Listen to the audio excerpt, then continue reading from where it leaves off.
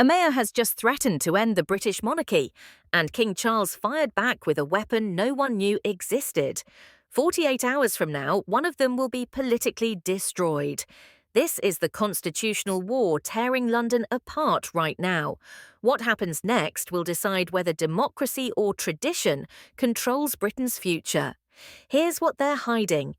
5 days ago, London Mayor Sadiq Khan stood in front of cameras and announced the London Citizenship Charter, forcing every business in the city to sign diversity agreements or face fines of up to £50,000. His exact words: "London will lead Britain into the 21st century. Whether the establishment likes it or not," King Charles heard that. And for the first time in 300 years, he used something called Crown intervention, a buried constitutional power that allows the monarchy to challenge a mayor's authority. Charles sent a letter to Parliament questioning whether Khan had overstepped. Then the palace made it public. That's a declaration of war. If you want the full story, the mainstream media won't touch. Subscribe now, because this gets darker. Khan's response. Yesterday at 4 p.m, Khan stood outside City Hall, voice shaking, hands gripping the podium. The unelected king has just told the democratically elected mayor of London that he knows better than 8 million Londoners who voted for change. This is not 1825, this is 2025, and I will not be silenced by a crown that has forgotten the people it claims to serve. The crowd behind him erupted, but inside Westminster, jaws dropped. 3 journalists at the press conference reported the same thing. Khan's press secretary, David Bellamy, was frantically making cutting gestures, mouthing "stop," begging Khan to end the speech. Khan ignored him completely, feeding off the crowd's energy, crossing lines that couldn't be uncrossed. Then Khan aimed directly at the royal family. How many palaces does one family need while ordinary Londoners can't afford rent? The crowd roared louder. Twitter exploded within minutes, but inside Westminster, Labour's Shadow Home Secretary Yvette Cooper turned off her TV.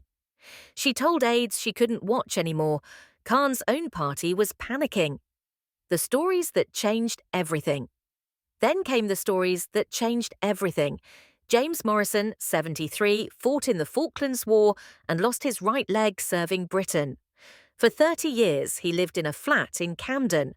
Last month, he was evicted to make room for social housing under Khan's housing quotas. Morrison now sleeps in his daughter's spare room on a pension of £900 a month. "I fought for Britain," Morrison told reporters, tears streaming down his face. "And now Britain has no room for me in its own capital." His story was shared 300,000 times in 24 hours. The contrast was brutal. While veterans like Morrison lose their homes, Khan's office spent £2 million on diversity consultants last year. Leaked receipts showed City Hall spent £18,000 on a single weekend retreat at a luxury spa in Surrey. £18,000, while pensioners freeze and veterans are pushed out of their own city. Sarah Jenkins, a 62-year-old retired nurse from Barking, recorded a video that's been viewed over 1 million times. "I voted for him twice," she said, crying into the camera. "I believed in him. But he cares more about his image than about us." The collapse. The polls moved fast. In just 72 hours, Khan's approval rating dropped 18 points. Among voters over 50, he's now at 19%. Even young progressives are walking away. His support among under-30s fell from 71% to 53% in just 3 days. Those are catastrophic numbers for any politician. King Charles didn't back down. At a royal reception for Commonwealth leaders yesterday, he gave what palace insiders are calling the most political speech by a monarch in 70 years. "The traditions that bind this nation together," Charles said, voice steady and deliberate, "cannot be discarded by those who mistake temporary power for permanent authority. London belongs to all Britons, not to the ideological whims of any single mayor." The room went silent. Diplomats froze mid-conversation. It's now the early hours of Tuesday morning. Across the UK, chaos is unfolding at airports from Heathrow to Manchester. Thousands of passengers are being told the same thing: you cannot board. Your passport isn't registered with EEES, no one knows what that means. Airline staff are confused, airport announcements are vague, and official government websites offer no explanation. Sarah Mitchell, the teacher from Kent, watches as the departure board changes from boarding to cancelled. Her 2 children are crying, her phone battery is dying, and no one, not even the airline, can tell her what to do next. Meanwhile, in Manchester, business traveller Gareth Thompson has already missed a client meeting worth thousands of pounds. He tries to rebook through Sweden, but every route is blocked. "I spent over £600 on hotels and taxis," he says. No one at the airport could even explain what EES was. They kept saying, "We're waiting for guidance." Guidance never came.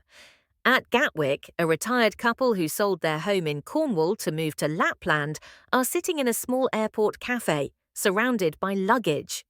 Their dream of starting a new life has been put on hold, indefinitely.